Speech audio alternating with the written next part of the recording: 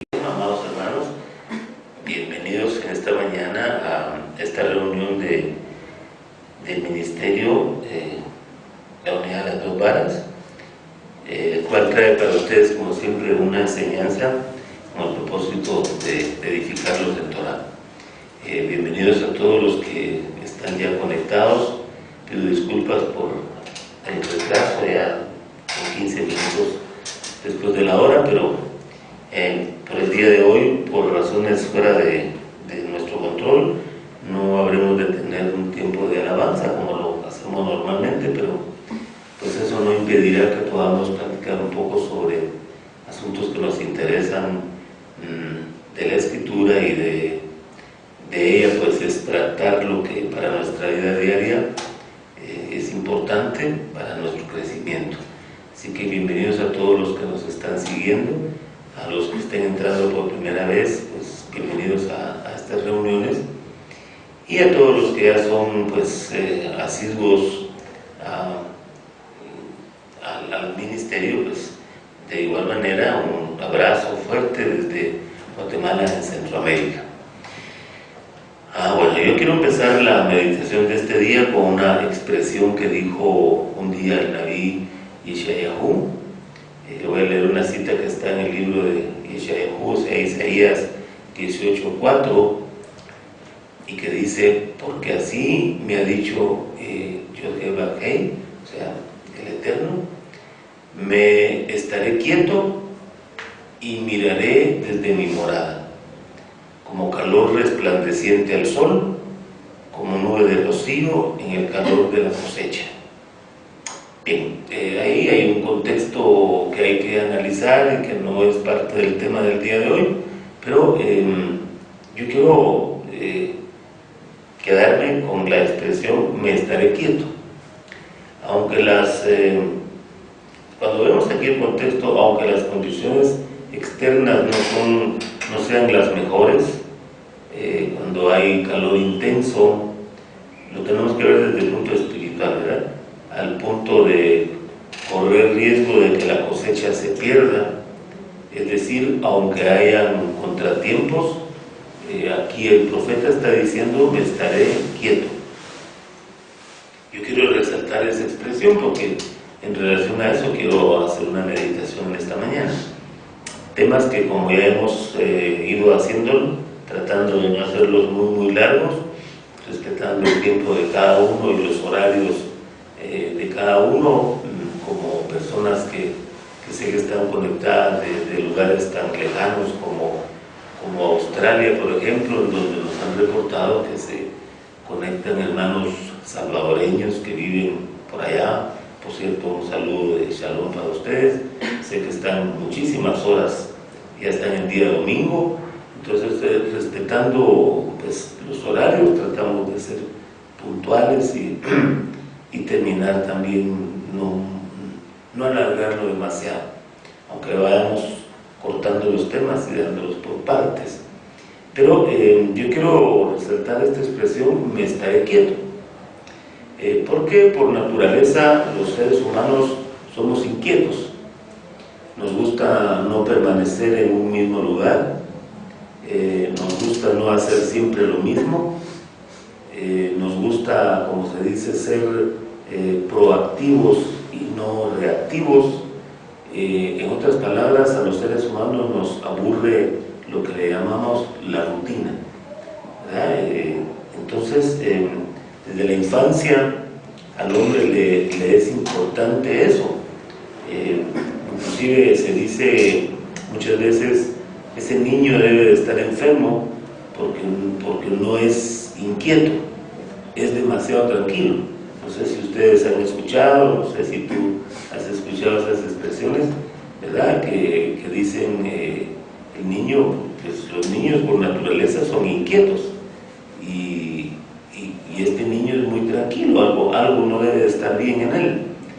O bien la esposa que dice, mi esposo siempre me saca a los mismos lugares los fines de semana, como que se vuelve rutinario y por lo tanto se vuelve aburrido, ¿verdad?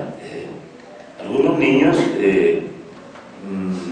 no paran, pues por naturaleza de niños no paran ni por un segundo, corren, se suben a las camas, brincan en ellas, se suben a los sillones de las salas, a las sillas del comedor, de repente se caen y se ponen a llorar, y luego siguen de nuevo, y para todos eso pareciera normal.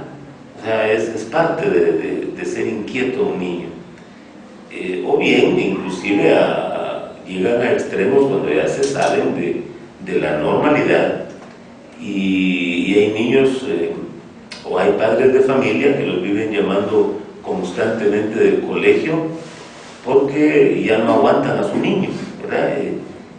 Y rápidamente a ese niño lo catalogan de hiperactivo, y ya lo están como enmarcando en una patología de hiperactividad, que puede ser que sea así o puede ser que no sea, ¿verdad? En todo caso, el tema yo no lo quiero llevar por ese lado, no me quiero ocupar por ese lado. Lo que quiero enfatizar, poniendo estos ejemplos, es que por naturaleza al hombre o a la mujer no le gusta la inactividad, y fácilmente se aburre. Una pareja que sea muy tranquila generalmente termina pareciéndoles muy aburrido, pues lo normal es ser todo lo contrario, es tener mucha actividad, tener muchas cosas que hacer en común. Y no estoy diciendo que eso sea malo en sí, sino lo estoy poniendo de ejemplo para llevarlo a un punto, ¿verdad? Como médico yo entiendo que nosotros debemos todos los días de ejercitarnos, ¿verdad? Ejercitar nuestros miembros. Los que pueden ir al gimnasio pues lo hacen, los que pueden practicar algún deporte pues está bien que lo hagan, porque uno busca no ser sedentario. Sabemos que eso es bueno para la salud, el ejercitarnos, y uno como médico pues piensa que eso es excelente, que eso está bien. Es ciertamente que el ejercicio es de grande ayuda para nuestra salud corporal, movernos, etc. Algunos incluso van a cosas más extremas como deportes extremos o deportes de mucho contacto, kung fu, taekwondo, etc., ¿verdad? Algo que les parezca divertido. Usted sabe que hay atletas de alto rendimiento en donde ocupan muchísimas horas para poder llegar a metas deportivas o a ser atletas, como bien le llaman, de alto rendimiento, que es gente que ya compite a nivel internacional y compite con personas que también se han preparado mucho. Sin embargo, recordemos que nosotros como creyentes, aunque debemos de hacer ejercicio, aunque debemos de estar activos y no buscar la inactividad, no solamente de eso se trata la vida. El mismo Shaul nos dice en alguna ocasión, a pesar que el ejercicio físico tiene algún valor, dice que ni siquiera dice mucho valor, ¿verdad? Dice Shaul, eso no quiere decir que no hagamos ejercicio, pero dice, aunque el ejercicio físico tiene algún valor, la Kedushá vale por todo, dice esta versión. O sea, la santidad vale por todo, puesto que tiene promesas tanto para la vida presente como para la vida venidera. Entonces ya Shaul nos da un cierto equilibrio en donde nosotros vemos que el ejercicio es bueno, pero que la vida espiritual es mejor. Entonces deberíamos de encontrar como un equilibrio, ¿verdad? Sin embargo, a nivel de nuestro mundo, de nuestra dimensión, de nuestro mundo espiritual, de nuestra vida espiritual, deberíamos de pensar un poquito más allá de esto.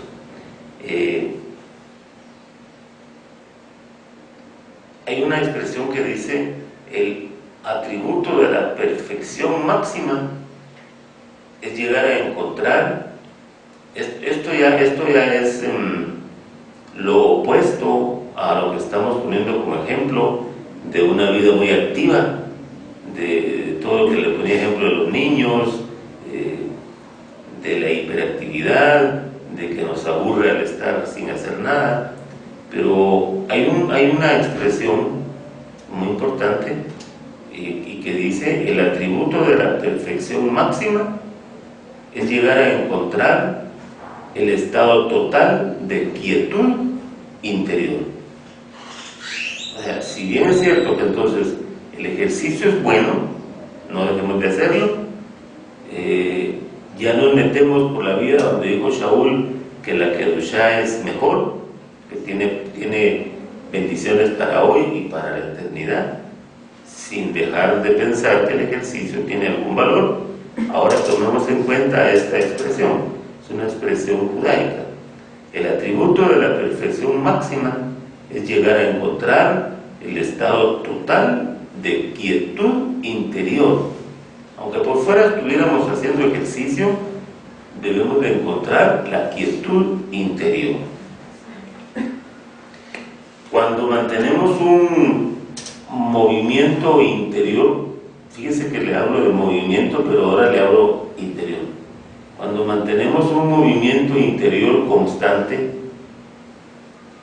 es decir, un estado de agitación, de ansiedad interior, incluso estados que nos pueden llegar a enfermedades de nuestra alma, y que generalmente están reflejando algo importante, como por ejemplo carencia de algo en nuestro interior, o bien esa agitación interior nos está de alguna manera gritando interiormente que estamos luchando o intentando alcanzar algo que consideramos importante y que por lo tanto es deseable para nosotros. En el ser humano común y corriente, la diferencia entre lo material y lo espiritual radica en el hecho que la carencia de placeres materiales, mire cómo le digo esto, normalmente el ser humano, que es el ser humano común y corriente,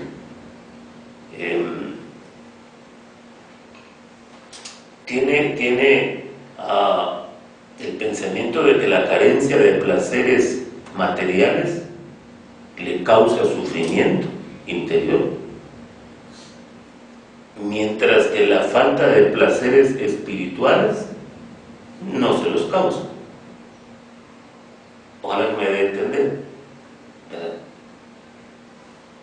Para el ser humano común y corriente, tener lo material es lo importante, y eso, si no lo tiene, le causa sufrimiento interior.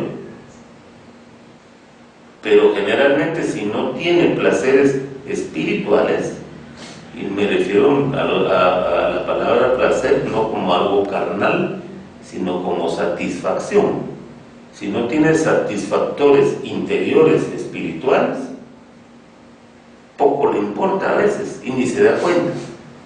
Pero sí se da cuenta cuando no tiene lo material externo, porque eso sí le causa sufrimiento interior.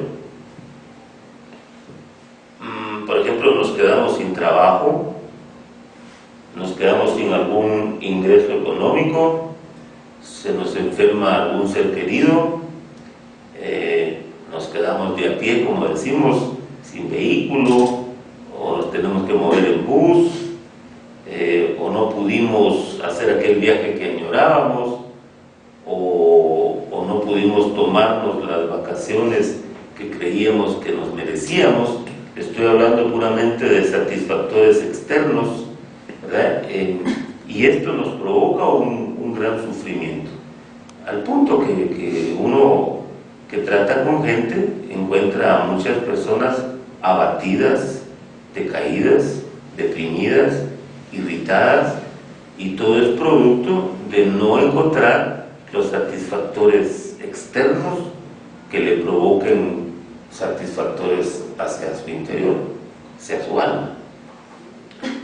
Sin embargo, para muchos la falta de satisfactores espirituales, como le digo, pasa completamente desapercibido. No provoca ningún tipo de aflicción ni de preocupación. Es más, para muchos ni siquiera conocen que hay satisfactores espirituales, interiores, que debemos de buscar. Y para los que ya los conocieron y los perdieron, para muchos no les hace falta retomarlos, siempre y cuando tengan los satisfactores materiales suplidos. Inclusive los satisfactores afectivos suplidos, que hago la grande diferencia entre lo afectivo y lo espiritual. Lo afectivo todavía es parte de lo emocional, ¿verdad? Pero si todo eso está bien, lo espiritual como que puede esperar. Va a ver para dónde lo quiero llevar. Como dije, es un tema corto, pero bien importante de analizar. Por ejemplo, dejamos de buscar el rostro del Eterno en oración, en tefilá, cuando antes lo hacíamos mucho, y ahora pues simplemente no nos preocupa, no nos angustia, y aún lo vemos como justificable. En otras palabras, nos justificamos. Tantos ejemplos, tantos pensamientos que uno puede tener, uno mismo los ha dicho, los ha oído con otros. Por ejemplo, tengo que levantarme más temprano, diría una mamá, por ejemplo, para llevar a mis hijos al colegio, o el trabajo me requiere que traiga a la casa, valga la redundancia, el trabajo de la casa para seguir trabajando en la noche, porque quiero adelantar, porque en la oficina no me alcanza el tiempo. Mire que estoy poniendo justificaciones, le dije, justificable. Muchos nos justificamos. Vengo muy cansado, o vengo muy cansada, y lo único que quiero es irme a la cama al llegar a la casa.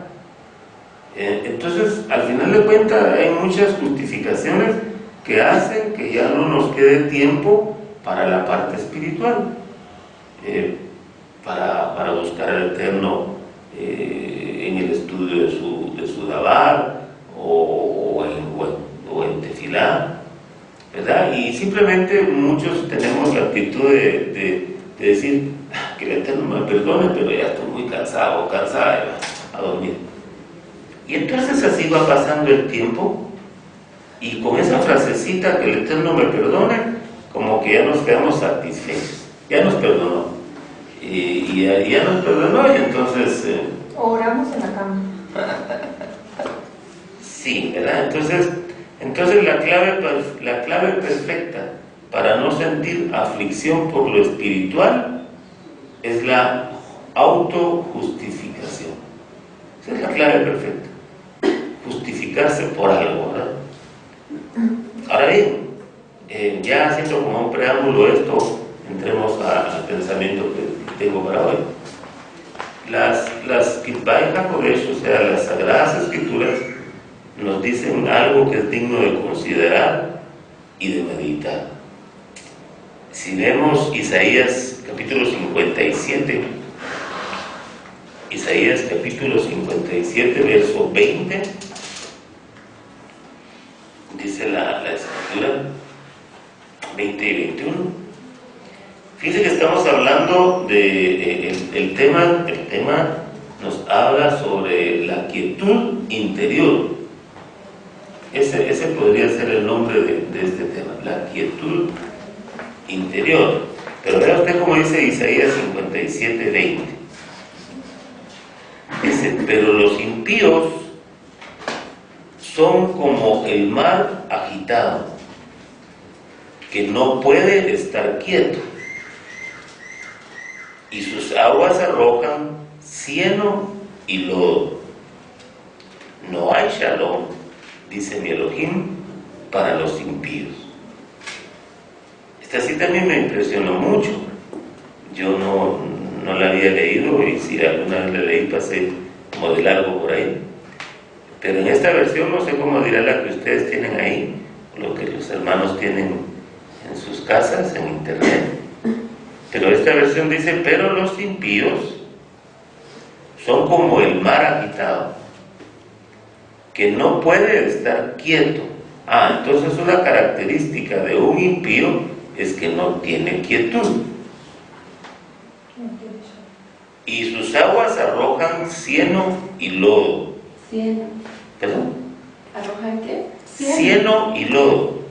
Arrojan reptiles y lodo, dice la Biblia. Reptiles. Todavía más. Aquí dice cieno y lodo. El cieno es como un componente del mismo lodo, es tierra, ¿verdad? Es como una mezcla de varias sustancias del suelo, paja, pedacitos de madera, de todo lo que pueda haber en la tierra, pero pues no había visto que dijera serpientes, reptiles. Entonces dice: y sus aguas, en esta dice, arrojan cieno y lodo. No hay shalom, dice, no hay paz, dice mi Elohim, para los impíos. ¿Es así? ¿La tuya sí dice así? Sí. Sí, no hay paz, ¿verdad? Sí, no hay paz. Vale, entonces aquí sacamos un par de elementos importantes. Bueno, para empezar, acá en esta versión, en donde dice impío, aquí en hebreo es rasha, que significa moralmente malo o de malas inclinaciones. Entonces, para aquellas personas que son moralmente malas o que tienen malas inclinaciones, esas personas, para ellos no hay quietud, ¿verdad? Para ellos no hay shalom. Y alguien de malas inclinaciones es aquel, ya viéndolo desde el punto de vista de Torah, porque hay buenas inclinaciones y malas inclinaciones. Pero el que es de malas inclinaciones es aquel que no busca de Torah, que es la fuente de toda tzedakah, de toda justicia. Entonces, la mala inclinación tiene que ver con injusticias. Cuando uno ya estudia las malas inclinaciones, que es un tema aparte, alguna vez creo que ya lo vimos por acá, pero el que tiene malas inclinaciones es alguien que no busca de Torah. Entonces, estos no tienen nunca paz, no tienen nunca shalom, siempre andan agitados, siempre andan ansiosos, irritados, aunque externamente finjan por conveniencias de que están bien, por dentro están, como dice el dicho popular, para que los toreen. O sea, andan irritados, pero a veces saben fingir, y depende de dónde estén, en el trabajo o en donde estén, a veces saben cómo contenerse, pero por dentro están bien irritados. Porque hay mucha gente, por ejemplo, que en la oficina, en el trabajo, tiene que aparentar que todo está bajo control, si no lo echan, ¿verdad? Tiene que estar tranquilo. Pero son aquel tipo de personas, por ejemplo, que cada cierto tiempo tienen que salirse un ratito de la oficina a fumarse su cigarrito por allá afuera, porque si no lo hace, estalla, ¿verdad? Entonces, ¿cuánta gente uno no conoce así, ¿verdad? Que busca distractores para escaparse un poquito. Y pongo el ejemplo del cigarro, porque es el que yo a veces he visto, de la gente que a veces se sale, se va a fumar otro cigarrito por ahí al área donde puede fumar, que ahora hay tantos lugares donde ya no se puede, pero se sale, fuma porque siente que va a estallar si no lo hace, y como que el cigarro fuera un escape. ¿Y por qué? Porque no tiene paz interior. ¿Y por qué? Porque no busca de Torah, y todo, entonces va haciendo toda una cadena. Un impío es aquel que, como un mar agitado, dice acá, lanza constantemente por su boca cieno y lodo. Pero cuando ya vemos esas palabras buscadas en la Escritura, siempre nos llevan a lo mismo, a palabras inmundas, palabras sucias, soeces, mentiras, aquel tipo de personas que constantemente hacen lashon hará, o sea, son escarnecedores, son burladores, son criticones, ¿verdad? Y todo eso es parte del cieno y el lodo, según esta versión, que lanzan ese que es un impío, ¿verdad? Muchas cosas que salen de su boca, como escarnecer, como burlarse, como lo que significa la palabra lashon hará, que es lengua maligna en general, ¿verdad? Traducido, pero eso implica muchas cosas que salen de la boca. Entonces, en la naturaleza siempre hemos dicho que gobiernan fuerzas o leyes que son ineludibles. Por ejemplo, pues siempre ponemos de ejemplo, porque hay tantas, pero las que a mí se me viene a la mente: la ley de gravedad, son leyes ineludibles. La ley de la concentración de oxígeno en el ambiente, por ejemplo, usted sabe que aún eso es una ley. Hay una concentración de oxígeno constante, en algunos lugares más, en otros menos, depende de la altitud. Si nos lanzamos a un precipicio nos vamos a matar, es la ley de gravedad. Si dejamos de exponernos a respirar oxígeno, pues solo por unos pocos minutos vamos a vivir y vamos a morir. Si no respiramos, son leyes de la naturaleza que ya están fijas. Y pensando en esto, entonces en el concepto judaico hay un concepto muy interesante que le quiero platicar. Fíjense que la palabra hebrea orla se refiere al prepucio, que es la parte del tejido que rodea al órgano sexual masculino antes de la circuncisión. Pero también se dice que se tiene espiritualmente un orla espiritual que nos está rodeando todo el cuerpo, y que este orla espiritual opaca la luz de la conciencia que debe de llegar a la vida del hombre, y que esa conciencia no puede expandirse dentro de la persona si tiene ese orla espiritual que lo rodea.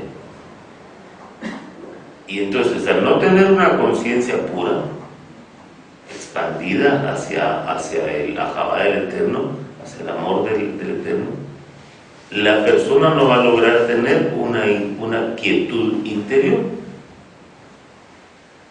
Por momentos parecerá que lo logra, pero solo son como atisbos, pues ese orla es como una cáscara, como una cubierta espiritual que lo rodea, y que solo le va a ser quitada, hablando del varón, en el momento del Brit Milá. Ahí se va el orla literal, pero también se va el espiritual.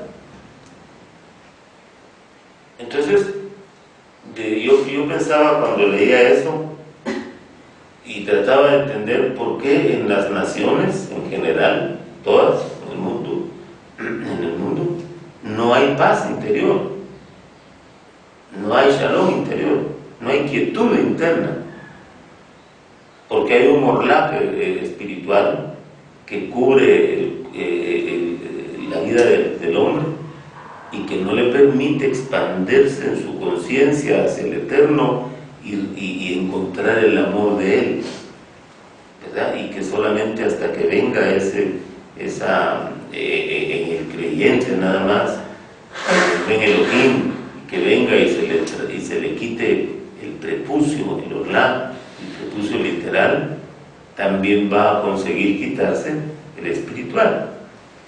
Y como las naciones no andan en esto, entonces en general el ser humano de las naciones es inquieto, ¿verdad? No tiene quietud y para él es normal, es lo que decía. No tiene paz. No tiene paz, era lo que decía muy al principio de la plática. La inquietud es algo normal en el mundo, ¿verdad? Lo que poníamos de ejemplo de los niños, que si no los miran inquietos parecerá que están enfermos. No, están tranquilos, son sanos, pero el pensamiento del hombre en el mundo es que todo es ritmo, nada es calma, todo es así, ¿verdad?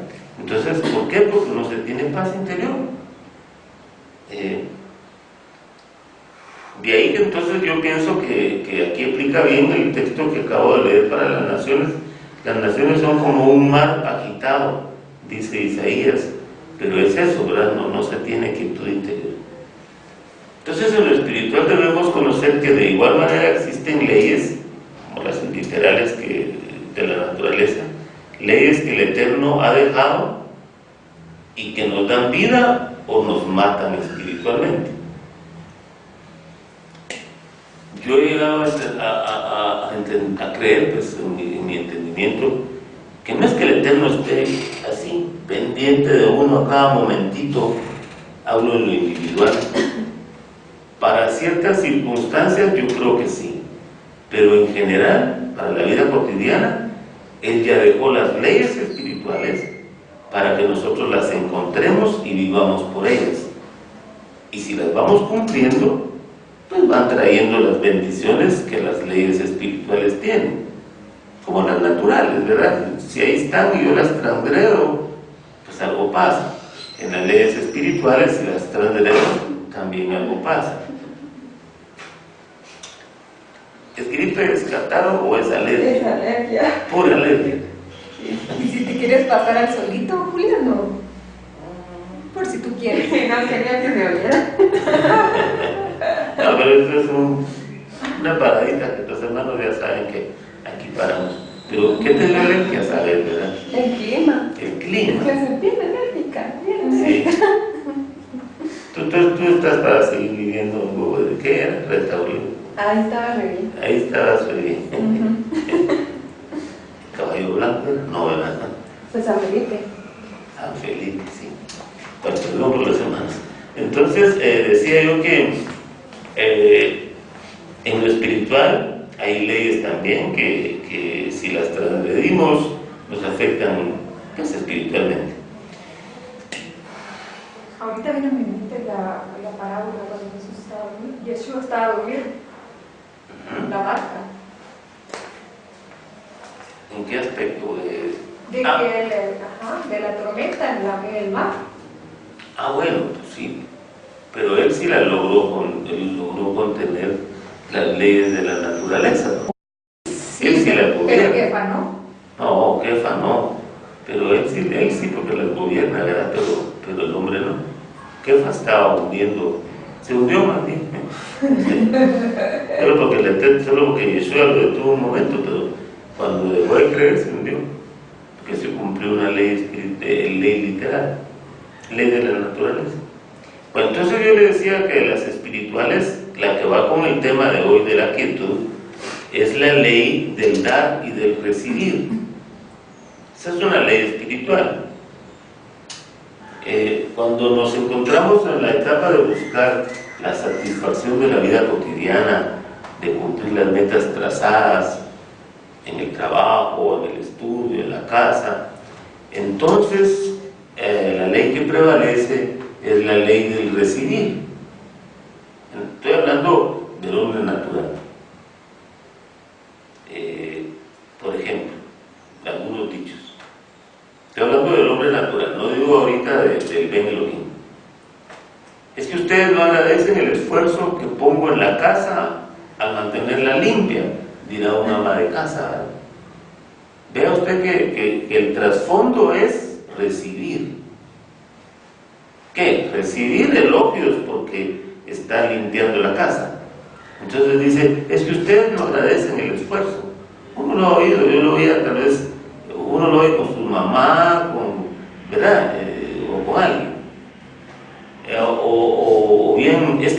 cansado que ustedes no reconozcan en mí el enorme esfuerzo que me representa el trabajar de sol a sol para que ustedes coman. Estoy cansado solo de dar y de dar. Ahí está hablando un papá o una mamá que está cansado, que está pidiendo recibir por lo menos un elogio, porque los hijos no reconocen que el esfuerzo que ponen para ir a trabajar, después correr a la universidad y llegar bien tarde en la noche, y todo ¿para qué? Para que ustedes tengan un mejor futuro, y ustedes no me lo agradecen. ¿Qué está pidiendo en el fondo? Recibir algo, ¿verdad? Reconocimiento. Por lo menos reconocimiento, pero es recibir reconocimiento.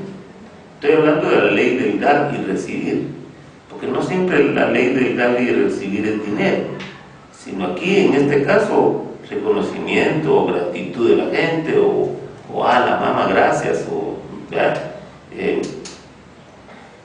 o bien un chico dice, es que usted, hablándole a los papás, ¿verdad? Es que ustedes no me agradecen que he sacado buenas notas en el colegio, y ahora me quieren impedir que yo vaya al cine con mis amigos, y entonces siempre en el ámbito natural siempre está el trasfondo de buscar recibir. Nunca se piensa en el dar, sino siempre se piensa en el recibir, aunque para eso está solapado, muy solapado, porque que alguien diga esto que le acabo de mencionar, la persona que está diciéndolo no se está dando cuenta conscientemente que lo que está pidiendo es recibir algo. Eso que le decía, no me agradecen el esfuerzo que pongo en la casa por mantenerla limpia mientras ustedes andan en la calle. Cuando vienen encuentran la casa limpia, la mesa servida, etc. Entonces, ¿qué está pidiendo ahí? Agradecimiento. Y eso es parte de recibir.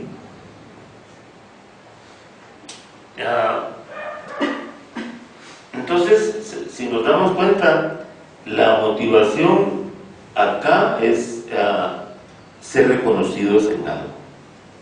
Es recibir por lo menos halagos que llenen el ego. Ahí debe de ser. Entonces, en el fondo lo que hay es un egoísmo natural, ¿verdad? La egolatría. Es un ego, es llenar el ego, es egoísmo natural. Natural digo porque es parte del ser humano. Ahora, si queremos escapar del ego, pues primero para escapar del egoísmo debemos combatirlo. Debemos de luchar por combatir los deseos de nuestro cuerpo y de nuestra razón. Porque habrá situaciones o cosas que nos parecen razonables, ahí entra la razón, nos parecen razonables, pero tomemos en cuenta que no necesariamente lo razonable es espiritual. De hecho, no lo es. Nos parece lógico y razonable que nos agradezcan, según uno, en su egoísmo natural, que no se da cuenta que lo tiene. Pero lo que uno no se da cuenta es que no tiene nada que ver la razón con lo espiritual. Son dos cosas bien distintas. Entonces, actuar de esta manera solo nos delata el área de nuestra alma que nos gobierna, y es el egoísmo. Pero aunque no lo queramos aceptar, tal vez ahorita nos cuesta entender que es egoísmo. La parte natural. Pero es la parte natural del ser humano. Todos los seres humanos, por naturaleza, somos egoístas. Por naturaleza buscamos primero nosotros, después los demás. Hay un área del alma que en hebreo se le conoce como Helek Hamitorer. Helek Hamitorer. O sea que es el área volutiva, se llama el área volutiva del alma, que busca el reconocimiento del prójimo, y según el concepto del Helej Hamitorer, lo que motiva el reconocimiento del prójimo hacia lo que uno hace, es el temor al rechazo. Uno por naturaleza interior de cada ser humano, no estoy hablando de los que ya alcanzaron un nivel espiritual, hablo en general. Le tenemos temor a ser rechazados. Nuestra alma tiene temor al rechazo, en cualquier área, en el trabajo, en el estudio, en la casa, en lo que sea. Le tenemos temor al rechazo. Y entonces buscamos ser reconocidos por nuestro prójimo. Y por eso es que decimos todo lo que les puse de ejemplos. Es que no reconocen esto, nada, porque lo que anda buscando es el reconocimiento del prójimo, porque tiene temor que el prójimo lo rechace. Ese prójimo puede llamarse hijos, puede llamarse esposo o esposa, puede llamarse como sea, ¿verdad? Entonces, este tipo de personas da porque desea recibir. No da por dar, sino da cualquier cosa. Da tiempo, da, bueno, aún hasta amor. Da porque desea recibir. No es que dé porque simplemente tiene que dar. No hay otra motivación más que recibir algo a cambio cuando se da. Esa y yo creo que la mayoría somos así. Esa es un alma egoísta, ¿verdad? El que anda, dice uno, qué generoso, pues cómo da. Pero ¿cuál será la motivación interior que solamente el Eterno y la persona conocen? Puede ser que sea lo que digo, o puede ser que ya alcanzó un nivel espiritual y realmente está dando sin esperar nada a cambio. Y es una obra. Es una obra, claro, pero mientras no alcance cierto nivel espiritual, porque el que ya le alcanzó, como dice 1 Corintios 13, que el amor da sin recibir nada a cambio. Pero es que ese es el ahabá, ¿verdad? Que no es el amor carnal, o filial, sino ya es el amor espiritual, el que da sin recibir nada, ni aplausos, ni agradecimientos, ni nada.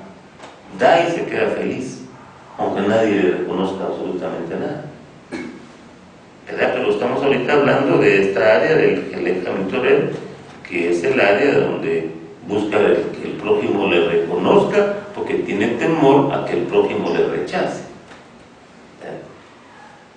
Entonces, podemos nosotros decir que el Nefesh, recuerde usted que el alma es una, pero tiene varias áreas. Está el Nefesh, está el Ruach, está el Neshama, está el Aida, y son 5. Las 3 principales son el Nefesh, porque alma no solo es Nefesh, alma es Nefesh, es Ruach, lo que nosotros antes entendíamos como Ruach espíritu. Resulta que Ruach es el área, digamos, el Nefesh es la parte natural del alma, llamémosle la parte carnal, pero no carnal necesariamente como lo hemos entendido, carnal malo, ¿verdad? Sino carnal es natural. Aparte es el Ruach, que es la parte emocional del alma, y el Neshama, que es la parte espiritual del alma. Ese es otro tema aparte, pero aquí estoy hablando del Nefesh, que es la primera parte. El Nefesh solo busca recibir, y de tanto que solo busca recibir, termina agotándose, termina abatiéndose, porque precisamente la medicina que trae nuevas fuerzas a la salud mental de ese Nefesh es dar. Pero como solo está acostumbrada a recibir y recibir y recibir, ese nefesh termina abatido, aburrido de que solo le den, y no tiene la capacidad de dar. Solo está recibiendo y recibiendo y recibiendo, y aquella gente que solo recibe se termina abatiendo y se aburre. Si no da, si no comparte, si no solo recibe y recibe y recibe, es un alma tan egoísta, es un área de su nefesh tan egoísta, que al final es una contradicción, pareciera contradicción, pero se termina cansando de todo. En una pareja que solamente está recibiendo y pidiendo que le den, pues no me refiero a nada material, pero que le den tiempo, que le pongan atención, que al final se termina abatiendo. Porque el alma necesita encontrar un equilibrio, y el equilibrio para la salud mental es aprender a dar también. Por eso es la ley del dar y del recibir. Podríamos decir entonces que el abatimiento quita la quietud interior. No podemos buscar tener quietud interior si estamos abatidos, si estamos cansados, si estamos agotados, si estamos aburridos, si estamos es que otra vez lo mismo y otra vez lo mismo. Entonces se pierde la quietud interior. Entonces viene un día el salmista y dice en un Tejilín, que es el 42:5, ¿por qué te abates, oh nefesh mía? Dice en el hebreo, ahí dice nefesh, en las versiones ponen alma, pero es el área del nefesh, porque no dice, digamos en las versiones comunes y corrientes, solo dice que te abates, alma mía. Pero si usted va a ver en el hebreo, no dice ni ruach, ni dice neshama, ni cualquiera otra, sino dice nefesh. Está hablando de la parte natural del alma. Y dice, ¿por qué te abates, oh nefesh mía? Y te turbas dentro de mí. Entonces quiere decir que el nefesh se abate, ¿no? Sí puede llegar a cansar. Y le está hablando el salmista a su nefesh, a su alma, y le dice, espera en Elohim, porque aún he de alabarlo. Salvación mía y Elohim mío. Es que entonces hay una clave importante. Importante será esto, que el Eterno, esta cita que acabo de leer, la repite 3 veces en el Tejilín 42:5, 42:11, 43:5, y lo dice literal, así como se lo vuelvo a leer. ¿Por qué te abates, oh nefesh mía, y te turbas dentro de mí? Espera en Elohim, porque aún he de alabarlo. Salvación mía y Elohim mío. Entonces, si lo repite 3 veces, se cumple el precepto de Torah, que en boca de 2 o 3 toda cosa se hace veraz. Entonces, esto es una verdad ineludible, que la clave inicial del levantamiento, del desánimo, del desaliento, de la ansiedad, del abatimiento y de la inquietud interior es la alabanza. Y aquí la palabra alabanza en hebreo es yadá. Yadá. Y yadá literalmente significa reverenciar o adorar con las manos extendidas.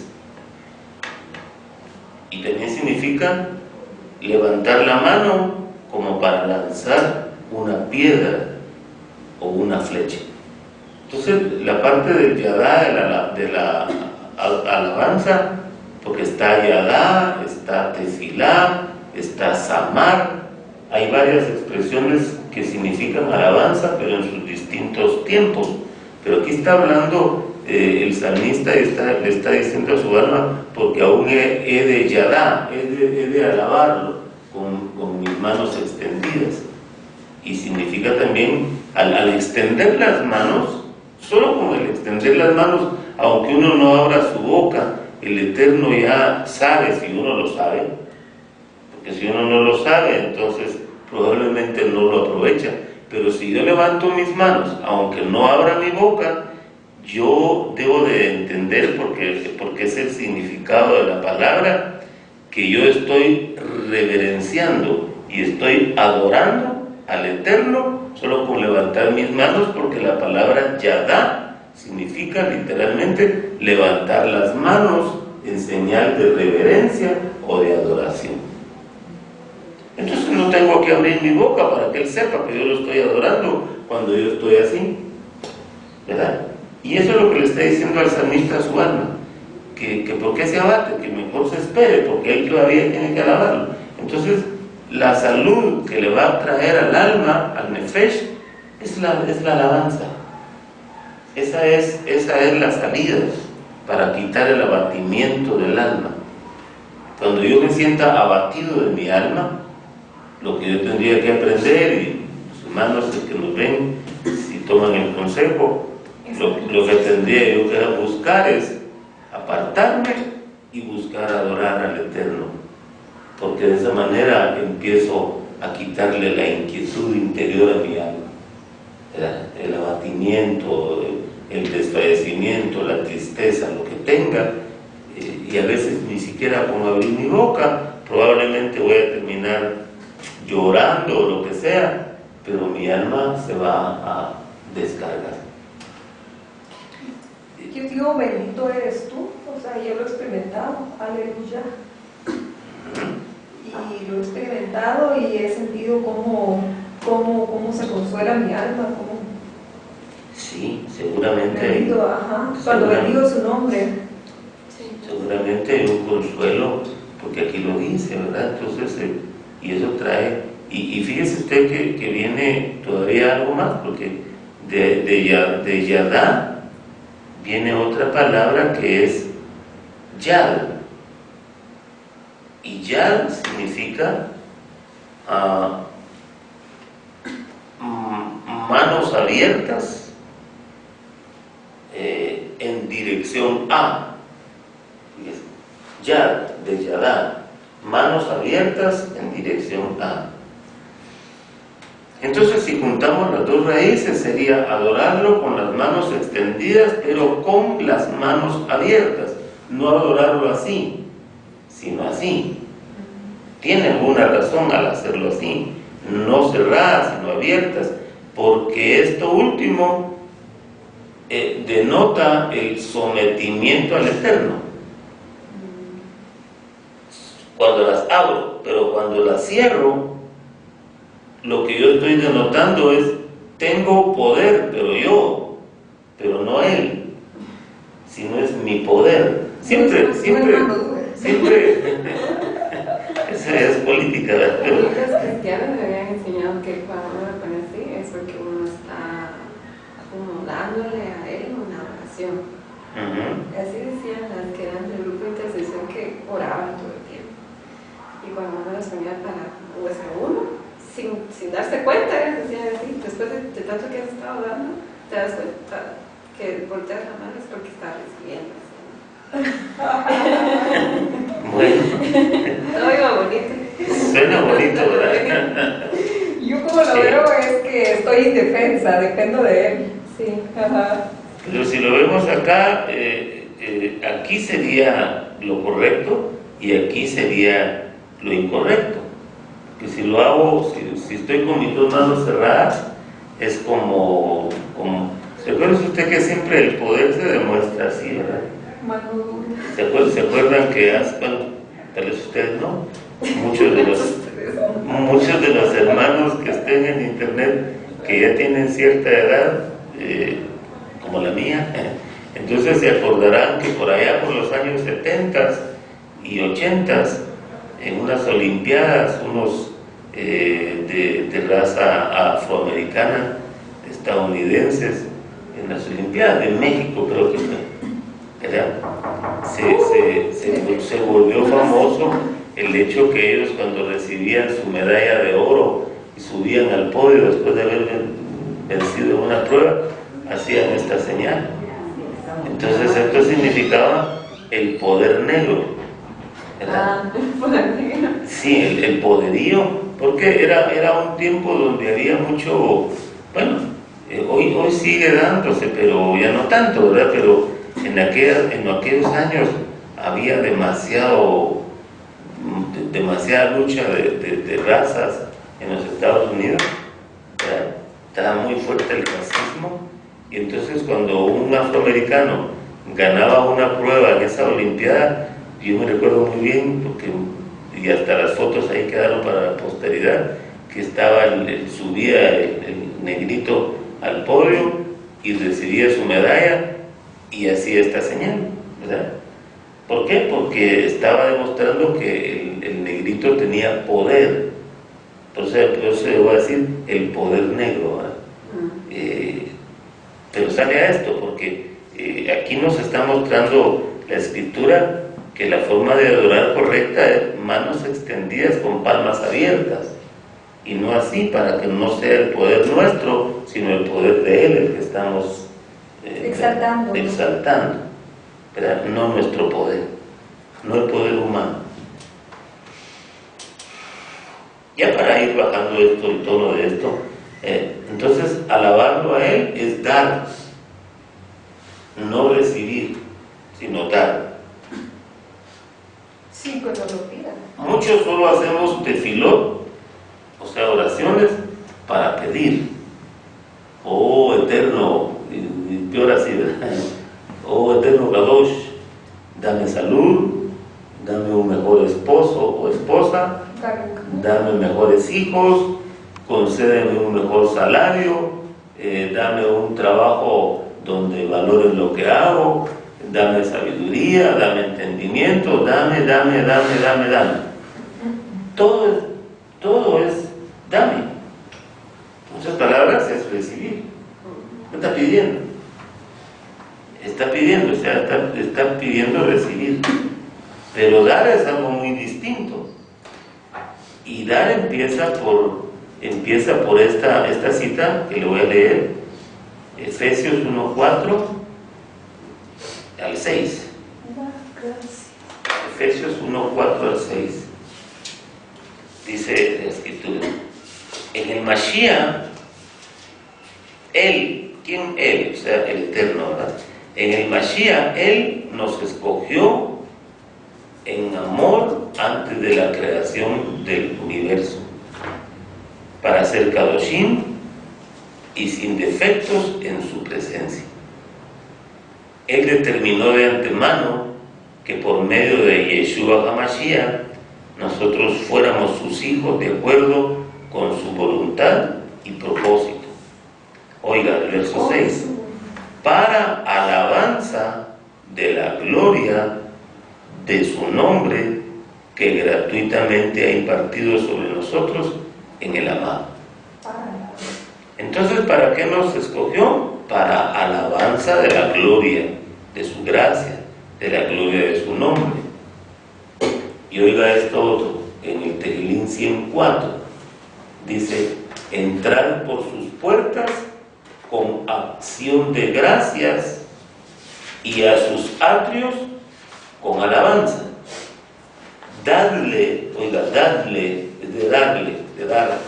dadle gracias, bendecir su nombre. Amén. Entonces, vea que aquí lo que a mí me llamó la atención de esto, primero es que nosotros los seres humanos fuimos creados para alabanza de Él. Pero entonces el ser humano, si fue creado para alabanza de Él, debe de darle gracias. Dar gracias es una forma de alabar, ¿verdad? Darle gracias, bendecir su nombre.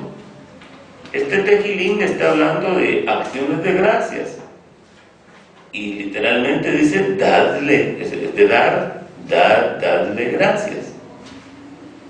Entonces podemos resumir que la alabanza consiste en darle gracias, darle toda, ¿verdad? El Eterno no nos pide mucho, pero sí nos pide que a nadie más le demos alabanza. a nadie más. Nosotros podemos reconocer a alguien, podemos tener gratitud por alguien que nos hizo algún bien, podemos reconocer y admirar a alguien, pero eso es muy diferente a alabarlo. Nosotros no podemos alabar a nadie, admirarlo, agradecerle, amarlo, lo que sea, pero alabarlo nunca. Él no pide nada más que alabarlo a Él. La alabanza solo es de Él. Entonces, y aquí esta palabra alabanza es tejilá. Y tejilá es elogiar. Cuando nosotros estamos alabando, cuando le estamos dando gracias, lo que estamos haciendo es elogiándolo. Esa palabra Él la recibe como lo que le estamos diciendo, Él lo recibe como un elogio. Y esto viene de otra palabra, de otra raíz, que es halal. Y halal significa alardear, hablar elogiosamente. También significa brillar, alabanza, ser digno. Bueno, hay muchas cosas, raíces ahí, pero todas tienen que ver con elogiar. Entonces, nadie puede elogiar en tejilá, en alabanza, a otro, porque entonces lo convierte en un ídolo. Cuando yo alabo a otro, sin saber, porque tal vez no lo estoy sabiendo, pero lo estoy reconociendo como un ídolo.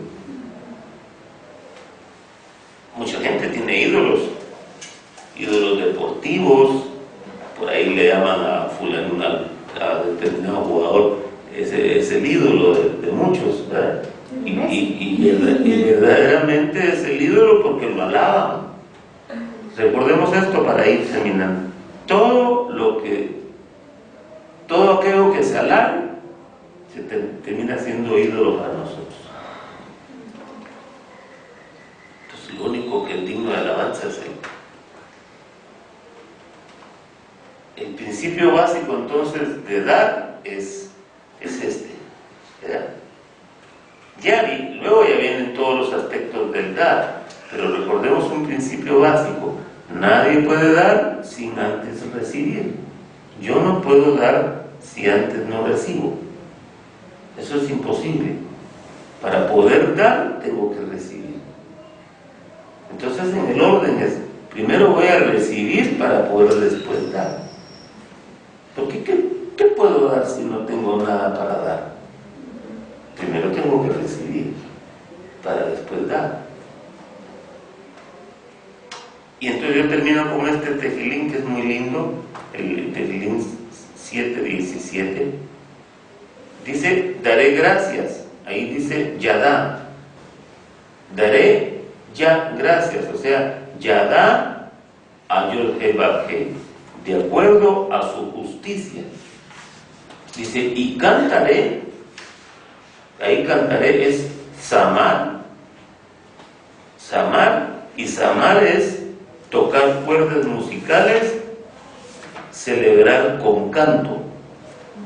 Dice: y cantaré al nombre de Yahweh Elohim.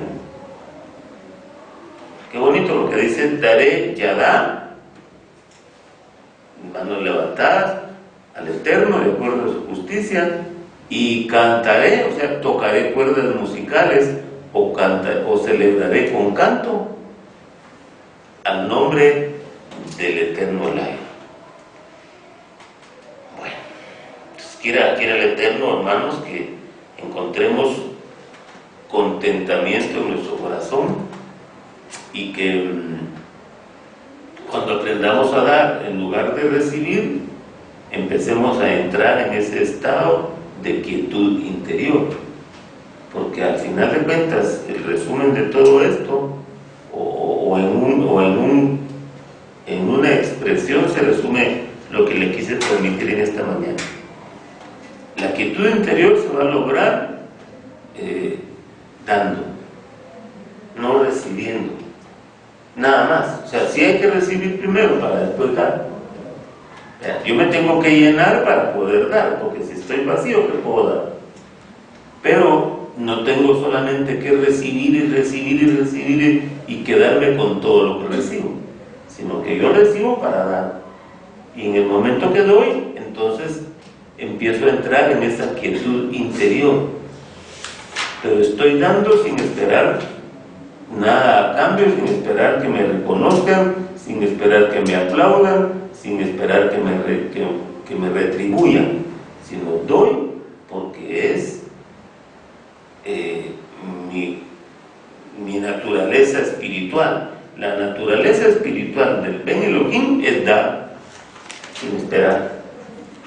Y cuando yo aprendo a dar, entonces entro en ese shalom interior. Yo lo tengo bien claro, ojalá que pudiera dejar eso bien claro en el corazón de los hermanos que nos ven por internet. Yo tengo bien claro que en el momento que yo empiezo a dar y a dar, de todo tipo de cosas, no dinero me refiero, de todo tipo de cosas, incluyendo ofrendas y lo que sea, pero dar de todo, es cuando uno empieza a entrar en esa quietud de adentro, que uno sabe que está cumpliendo con lo que debe de hacer, y eso le trae paz. No puedo ponerle ejemplos porque hay infinidad, pero todo lo que represente, por ejemplo, en la vida de un varón, para terminar, a los varones que me puedan estar viendo, si uno de varón tiene el compromiso de proveer para su familia, por ejemplo, y uno lo hace como debe de ser, no está esperando que sea reconocido y que le aplaudan por dar, porque es el compromiso del varón hacerlo. Y si lo está haciendo y lo está cumpliendo y está proveyendo, y los suyos tienen abrigo, tienen techo, tienen alimento, están provistos de eso, lo que uno tiene en su corazón es paz, está quieto, hay quietud, no esté inquieto. Yo me puedo acostar a la noche, hoy en la noche, y dormir con shalom, con paz. Lo que dice el salmista, en paz me acostaré y así mismo dormiré, porque Yahweh Elohim vela mi sueño. Y yo me acuesto tranquilo, porque dejé todo en orden mi día, como que es, porque yo sé que cuando yo me acuesto a dormir, le entrego mi alma al Eterno. Por eso es que al día siguiente, cuando me despierto, abro mis ojos y aún estoy en mi cama, lo primero que yo pienso y le digo al Eterno es: gracias, Eterno, porque me has devuelto mi alma, porque probablemente algún día ya no me la devuelva y yo no abra los ojos al día siguiente y habré partido. Pero mientras yo abra mis ojos y vuelva a ver el día, aún acostado y antes de levantarme, ese es mi pensamiento de siempre: gracias, Eterno Elohim, porque me has devuelto el alma. Porque cuando yo me acuesto, se la entrego y me acuesto, pero si no estoy en paz, si estoy inquieto, si sé que estoy faltando, si sé que estoy haciendo cosas que no debo de hacer, si sé que la vida no está bien, entonces hay inquietud interior, no hay paz, no puedo dormir. ¿Aplica el versículo más bienaventurado es dar que recibir de Shabbat? Ah, sí, totalmente. Sí, esa es otra parte, ¿verdad? Pero aplica totalmente. Más bienaventurado dar que recibir, que como sé que eso no está escrito. Eso se lo tuvo que haber dicho Yeshua a Shaul por aparte, porque si usted va a la escritura no lo encuentra. No hay ni una sola cita donde diga eso, pero Shaul dice, así como dice la escritura, más bienaventurado dar que recibir, y vaya a buscarla, no está. Se la dijo en ese trato que tuvo Shaul con Mashiach durante 14 años, antes de empezar su ministerio. Bueno, termino hasta acá, entonces esperamos que haya quedado claro que la inquietud del corazón se quita dando. proveyendo, siendo responsable con lo que uno tiene que ser. Y lo opuesto, lo que trae es ansiedad, angustia, abatimiento del alma, cuando uno está viviendo con malas inclinaciones y no como debe vivir, con buenas inclinaciones.